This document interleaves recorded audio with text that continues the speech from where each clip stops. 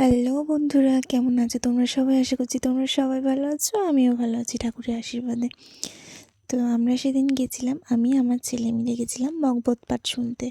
তো সেখানে কিছু মুহূর্ত তোমাদের সাথে আজকে শেয়ার করলাম। তো পৌঁছে এক গ্লাস মাজা খেয়ে নিলাম প্রথমেই, তারপরে খাওয়া দাওয়ার পর্ব শেষ করে এদিকে এসেছিলাম গীতা অনুষ্ঠান করতে। এখানে প্রভু গীতা পাঠ করছিলেন আর এখানে অনেক মানুষ বসে বসে গীতা পাঠ শুনছিলেন আর কি। তো এই দেখো কি সুন্দর করে মন্দির টন্দির সাজিয়েছে, খুব সুন্দর আয়োজন করেছিল। তারপরে ছিল দুপুরে খাওয়া দাওয়া।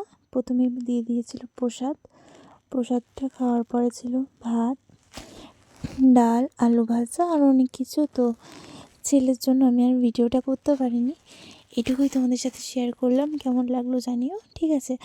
আর ভগবানের প্রসাদ তো একদম অমৃতই হয়, তো একদম ফাটাফাটি হয়েছিল সেদিন রান্নাবান্না। আর আমার একটু ঢং করতে ভালোই লাগে।